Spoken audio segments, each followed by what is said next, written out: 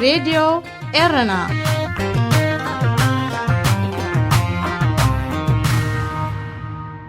عزوز سلامتنا تقبلوا أبستفلالي كورنعة عالم كوينكم نمدبات راديو إيرنا اتكتاتلو زخبركم سمعتنا نايلوم عربي شو عتلكاتيت كل تشحن إسران فنوى راديو إيرنا كموتروب زينا يجمر فلما أرستاتو أمباسادرات حبرة أوروبا بتحبرة تمويلو زهنة زلو نودبات عمس إثيوبيا زرخب ترجع عودتا كايدوم إرترا أبتركبن إسران شو عتن هاجرات كشبودك أنستيو بزل على قطري يقتلالو فرنسا بقتلت حدا سودانا واستخصصو كل إرتراوان نعسر تغلت عمتات كأسرو تفريدوم راديو إيرنا.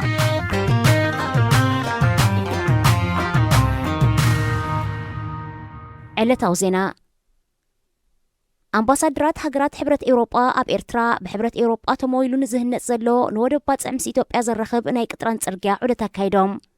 وكيل حبرة أوروبا أمر بحبرته أبزس فرا حبرتا وكلت هاجرات حبرة بريطانيا بربعة لكاتيت أبقى خفال تزهنة زلو ترجع نفاسي دك أمحرة دحر مبصحهم بتم ولا زتعدقا 26 عبيتنا هين ماشينريتات نبزر كبال بوتا تعذبهم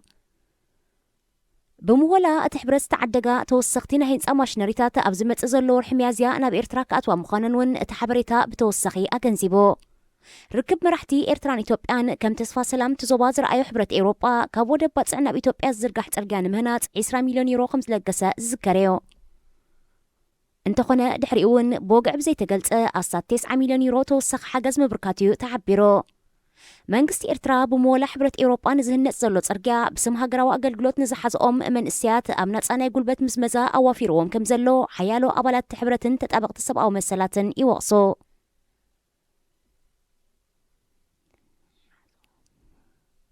إرترا أب تركبن 27 هاجرات كشبودك أنستيو بزل على قطري قصل كم زلو ودبت عن علم قاليتو بدرجة علم بسنكي كشبودك أنستيو السعب زلو تعنا وتسقمات نمفواس حدنا 4 بليون دولار وتسأي كايد كم زلو زملكة تودب أب قلين هاجرات 300 نايتن حكم الناس مدبو باجت كم شفن التحساسيبو بفلاي إرترا بتركبن أبدخ نزر كبا 27 هاجرات أفريقيا حدا خبتز عبيت عنا وتسقمات دك أنستيون نمفواسو زقبر وتسأيتاتن مسكشبودك أنستيو استحازيو مبزحت عندك أنستيو كابت أنتن كسب 15 عمت عدمي بزلوك زين صغن شبا مزتتها حيزو دما مليونات دك أنستيو قدات كم رخصي فيستولا أبقزي وليدن كالإنزا مسلا كبيد أكالا وقانزان سنة أمراو بسلاتاتن إخونا أبز وانزي أبسالس هاجرات زركبا لعلى 300 مليون دك أنستيو قدات كشبو زغنان نزب اسم بحلن هايمانوتن تسايبو أبلع دك أنستيو زفت أم كبيد قبنات دون مبالو زيرو تتصورنت نخشبو دك أنستيو بزبل تيما عمتاوي أبشد الشلكاتيت إيكاد أب سميناو فرنسا سدتنياتاتنا بريطانيا نمسقار أبستأخا خبولوش أكتات كالي أب مونغو سدتنياتات أب كل تشعين 10 شدشان أبستغوهر بأسن باقارون بقتلت حد سودانا واستخصصو كل إرتراوان نفس وقفهم 10 تخلت عمتات كأسارو تفريدوم أب سميناو فرنسا كتماليل زركب بيت فردي بعموش شلكاتي تقربو زوما بكل عدمة سالساتات زركبو كل إرتراوان نتزقرب اللوم كستات كوانتنت أقو ديانو بزاكبو مرتعوتات قنا مرحتن ودبتن نايتنا بقتلة زمرحان عمت رايزي كونو بقتتا أبتقتلتون إيد كم زنبورون بمتقاس ناي مأسر توصاني أحلفهم اتبيت فردي بتوسخي أبتقتلت تحابيروم توهيلوم نستخصو كل إرتراوان كاب عمت كسب عمت منفقن كأسرو بينو ناب بريطانيا نمسقار أب سميناو خفال ودباويت كتما كاليست أخاخبو أستاد كل التميت السدتنياتات إيرتران سودانن أب 10 شوعتن 10 شمونتن تكمتي كل التشعين 10 شدشن أب زكادو بأسن باقارون كاب كل التي أموغنات حيالو خمس قصلو أب أوانو تقاليحيو حدا خابتوم زقصلو سودانوين دما ناب هوسبيتال دحر موسادو أمويتو أب كالي ناب بريطانيا نمسقار استأخاخبو سدتنياتات ببهاقروم ناتو دبو تدقاقام أوان نايقود جل بأسن باقارون إيكايديوم زخبركم سمعتنا زينا أبستفت إمولا راديو إيرنا ناقا دمت إرتراويان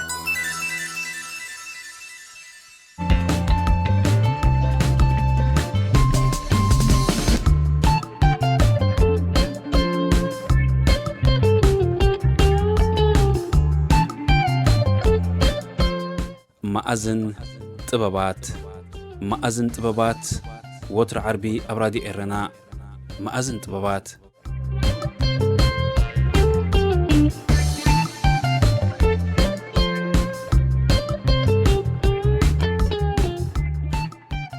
ናይ ቻይና ሰማዕት ካብ ቤት ማእሰርቲ ናብ መቃብር ዝሓለፈ ዓርቢ ኣቕሪብና ልኩም ዝነበርና ትሕዝቶ ምዃኑ እዩ። ሎሚ ድማ ካልኣይን ናይ መዋዳእታን ክፋሉ ክቐርብ እዩ። ሰናይ ምክትታል።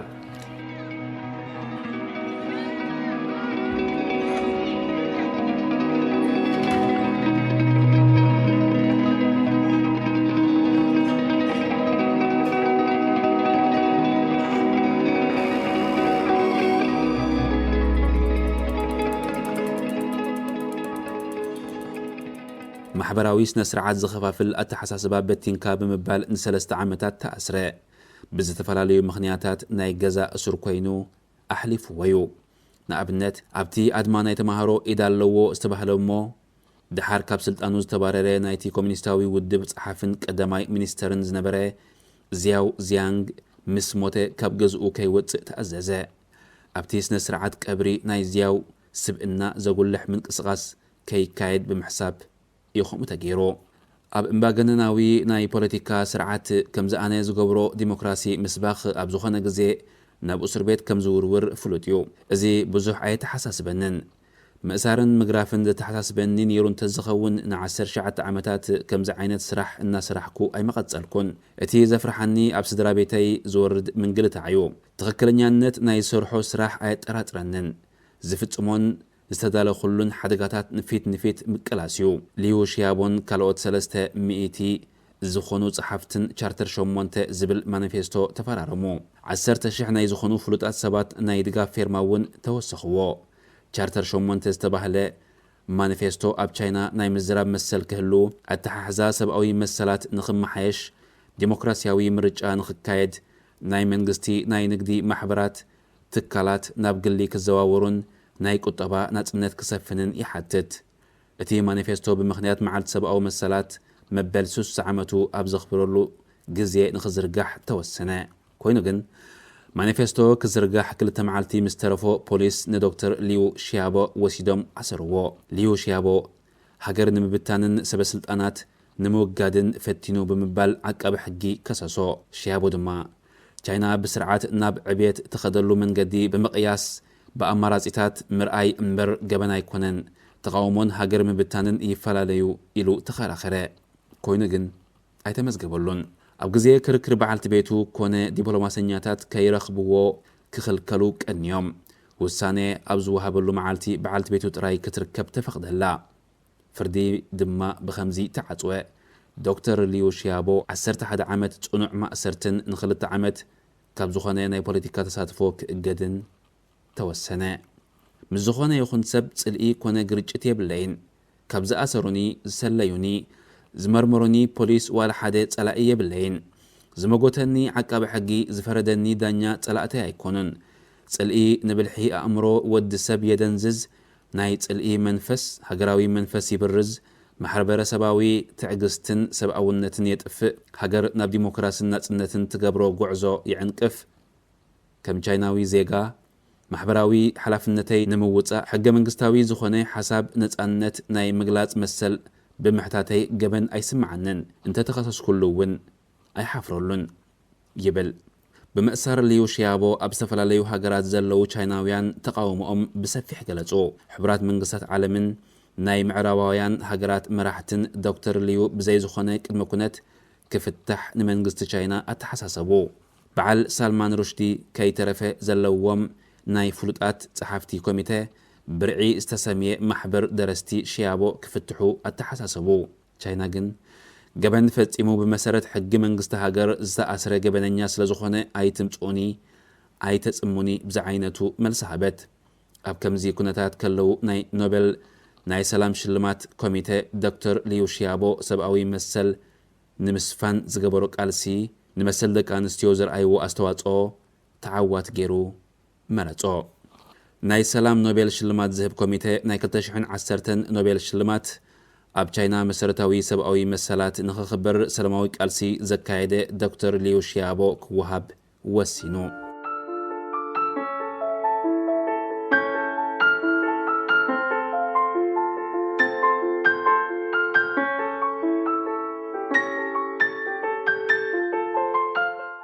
ካብ ዜጋታት ቻይና ነዚ ናይ ሰላም ኖቤል ስልማት ዝረኸበ ናይ መጀመርያ ዶክተር ሊዩ ሺያቦ እዩ ብምእሳሩ ምኽንያት ሽልማቱ ቤተሰቡ ካብ ዝተቐበሉሎም ተዓዋቲ ኖቤል ድማ 4ይ ተርታ ሒዙሎ ናይ ቀረባ ቤተሰቦም ካብ ሃገር ከይወፁ ብምኽልካል ዝግባእ ወኪል ብምስኣን ሽልማቱ ኣብ ባዶ ጠረጴዛ ካብ ዝተቐመጠሎም እውን ኣብ ካልኣይ ተርታ ይስራዕ ልክዕ ከምቲ አዶልፍ ሂትለር ናይ ሰላም ኖቤል ተሸላሚ ንዝኾነ ንካርል ኮስዮን ኪንግ ምስ ቤተሰቡ ካብ ሃገር ከይወፅእ ዝኸልከሎም ሽልማቱ ኣብቲ ንሱ ክቕመጠሉ ዝነበሮ ወንበር ዝተቐመጠሉ ዶክተር ሊዩ ሺያቦ እውን ብእገዳ ሰበስልጣናት ቻይና ምኽንያት ሽልማቱ ኣብቲ ክቕመጠሉ ዝነበሮ ወንበር ብሓደራ ተቐመጠሉ ኣብቲ ግዜ እቲ ካብ በዓልቲ ቤቱ ወፃኢ ምስ ዝኾነ ይኹን ካልእ ርክብ ከይገብር ተኣጊዱ ስለ ዝነበረ ሊዩ ተዓዋቲ ኖቤል ሽልማት ምዃኑ ቀልጢፉ ክሰምዕ ኣይከኣለን በዓልቲ ቤቱ ክትረኽቦ ኣብ ዝተፈቕደላ ኖቤል ሽልማት ከም ዝተዓወተ ኣበሰረቶ በዓልቲ ቤቱ ከም ዝገለጸቶ እቲ ሽልማት ንኣብ ጎደና ታይናሚን ዝተጨፍጨፉ መዘክርታ ክኸውን ይደሊ ምንባሩ ገለጸት ሊዩ ሺያቦ ተዓዋቲ ሽልማት ኖቤል ምዃኑ ምስ ተሰምዐ ሕቡራት መንግስታት ኣሜሪካ ጀርመን ሕብረት ኤውሮጳን ካልኦት ዓበይቲ መራሕቲ ዝተፈላለየ ሃገራትን ድጋፎም ሂቦም ፕሬዚደንት ኣሜሪካ ዝነበረ ባራክ ኦባማ ኣብ ዝለኣኾ ናይ ድጋፍ መልእኽቲ ድማ ዓሚ ኣነ ናይ ኖቤል ተሸላሚ ክኸውን ከለኹ ካባይ ንላዕሊ ዝግብኦ ካብ ዝበልክዎም ሰባት ሓደ ከም ዝነበረ ዝዝክር ሺያቦ ክሽለም ዝግብኦ ሰብ እዩ ክብል ተዛሪቡ ቻይና ግን እቲ ሽልማት ንሺያቦ ምሽላሙ ኣምሪራ ተቃወመት ሊዩ ሺያቦ ናይ ኖቤል ሽልማት ተዓዋቲ ምዃኑ ምስ ተሰምዐ ሓድሽ ክርክር ተኸፍተ ቻይና ናይ ኖቤል ሽልማት ኮሚቴ ንዶክተር ሊዩ ሺያቦ ብምምራፁ እምብዛ ስለ ዘበሳጨዋ ቁጥዓን መጠንቀቕተኣን በብተራ ለቐቐት ናይ ወፃኢ ጉዳያት ወሃቢ ቃል ጂያንግ ወንጀለኛ ኮይኑ ዝተኸሰ ሰብ ተጠባቂ ሰብኣዊ መሰላት ኢልካ ኖቤል ምሽላም ንህዝቢ ቻይና ከም ምጽራፍ እዩ ዝቑፀር ክብል ብተሪር ቃላቱ ወቐስኡ ኣቕረበ ኣብ ውሽጣዊ ጉዳይና ጣልቃ ከም ምእታውን እዩ ብምባል ወሲኹ መረረ ናይ ኖቤል ሽልማት ማለት ዓለም ለኻዊ መረድዳእ ፍቕርን ሰላምን ዘስፍኑ ግለሰባት ዝወሃብ ሽልማት እዩ ሊዩ ሺያቦ ግን ሕጊ ቻይና ብምጥሓሱ ብሕገ መንግስቲ ቻይና ዝተፈርዶ ገበነኛ እዩ ናይ ኖቤል ሽልማት ንሊዩ ምሽላም ማለት ሽልማቱ ዝተመስረተሉ መሰረታዊ ዕላማ መስሓት እዩ ብምባል ኣብ ኦስሎ ንዝርከብ ናይ ኖቤል ሽልማት ኮሚቴ ቅሬታኣ ኣስሚዓ ነቲ ኣብ ኦስሎ ዝርከብ ኮሚቴ ሽልማት ኖቤል ኣስሚዓ ጥራይ ግን ደዋ ይበለትን ዲፕሎማስያ እውን ናይ ሓይልን ስጉምቲ እውን ወሲደያ ዶክተር ሊዩ ሺያቦ ንኖቤል ምምራፁ ምስ ተሰምዐ ንሲኤንኤንን ቢቢሲን ዝኣመሰሉ ዓለም ለኻውያን ናይ ዜና ትካላት ኣብ ግዝኣት ቻይና ንኸይፍነው ኣጊዳቶም ነይራ ቻይና ኣብዚ ግዜ እዚ ኣማዕቢላቶ ብዘላ ሓበሬታ ናይ ምዕፋን ቴክኖሎጂ ተጠቒማ ናይ ሊዩ ስም ዘልዕሉ ናይ ኢንተርኔት መርበብ ሓበሬታታት ብምዕፃው ህዝቢ ቻይና ብዛዕባኡ ንኸይፈልጥ ተኸልኪሉ እዩ ነይሩ ንበዓልቲ ቤቱ ሊዩ ሺያቦን ናይ ቀረባ ኣዕርኽቶምን ንዝኾነ ይኹን መራኸቢ ብዙሃን መግለፂ ከይህቡ ኣጠንቀቕዎም በዓልቲ ቤቱ ሊዩ ዝያ ብዝኾነ ይኹን ገበን እኳ እንተዘይተኸሰሰት ናይ ገዛ እስርቲ ክትከውን ግን ተፈሪደያ ናይ ቃልሲ መሳርሕቱ ዝኾኑ ጸሓፍቲ እውን ፍርቆም ተኣሲሮም ፍርቆም ድማ ኣብ ዓይኒ እቲ መንግስቲ ክኣትዉ ክኢሎም እዮም በዓልቲ ቤቱ ሊዩ ዝያ ካልኦት ናይ ቀረባ ቤተሰቡን ሽልማቱ ብውክልና ንኸይቅበልዎ ናይ መውፂ ቪዛ ተኸልኪሎም እዮም ንዝኾነ ይኹን ናይ ውሽጢ ቻይና ሜድያ ብዛዕባ ሽልማት ሊዩ ክጽሕፉን ክዛረቡን ኣይተፈቕደሎምን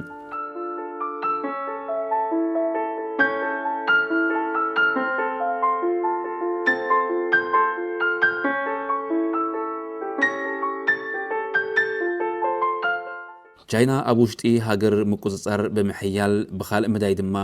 ኣብ ኦስሎ ኤምባሲ ዘለዎም 65 ሃገራት ነቲ ሽልማት ኣፍልጦ ከይሂቡን ኣብቲ ሽልማት ንኸይርከቡን ወፍሪ ጀመረት እቲ ወፍሪ ምሕባር ጥራይ ዘይኮነስ መጠንቀቕታ እውን ወሲኻትሉ እያ ነዚ ሽልማት ዝደገፈት ሃገር ኣብኣ ትራኸበና ብምባል ኣጠንቂቓ 16 ሃገራት ንቻይና ብምድጋፍ ናይ ኖቤል ኮሚቴ ዝለኣኸሎም መፅዋዕታ ኣይንቕበልን ብምባል ኣንሰሓቡ ነዚ ጉዳይ ዝከታተሉ ናይ ፖለቲካ ሰባት ንሽልማት ሊዩ ሺያቦ ዝተቃወሙ መንግስታት ሓደ ኣብ ሃገሮም ብሕሱም ገሰት ሰብኣዊ መሰላት ዝውቀሱ ወይ እውን ምስ መንግስቲ ቻይና ድልዱል ቁጠባዊ ምትእስሳር ዘለዎን ሃገራት ከም ዝኾኑ ይዛረቡ ሩስያ ኩባ ግብፂ ሱዳን ቱኒዝያ ኢራቅ ፓኪስታን ካብተን ዝተቃወማ ሃገራትየን ናይ ኖርዌይ ናይ ኖቤል ሽልማት ማሕበር ብወገኑ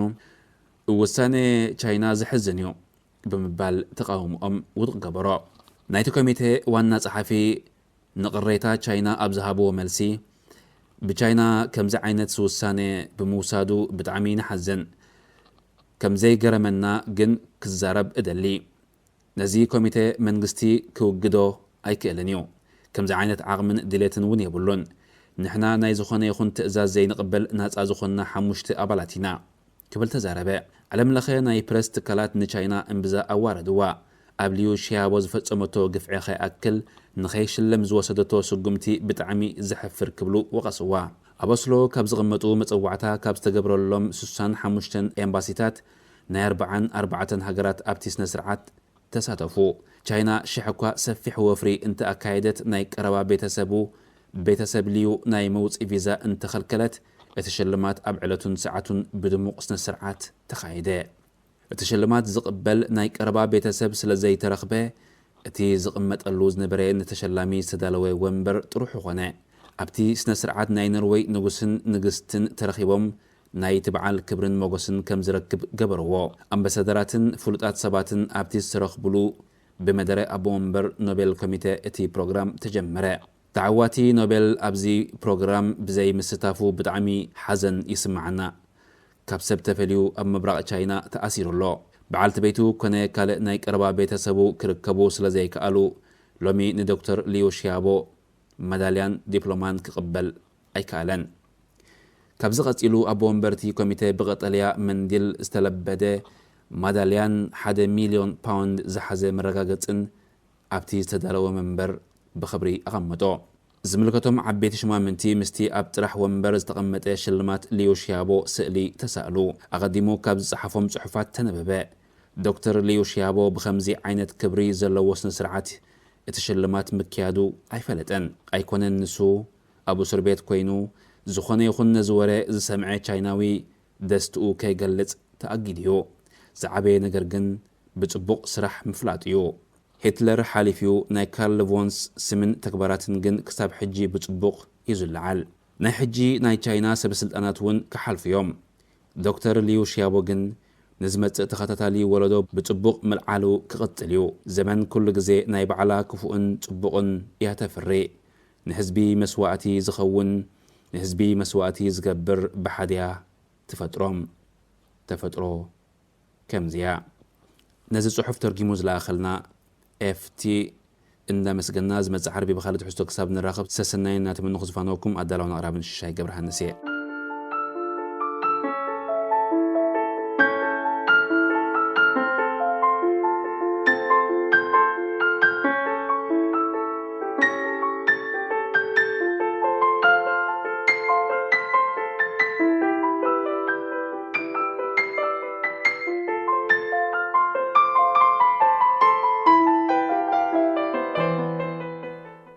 زخبركم تخطتلتنا نزي ساعة زي تداليوز نبرة حفشاوي مدباتنا أبس فتيمنا لنا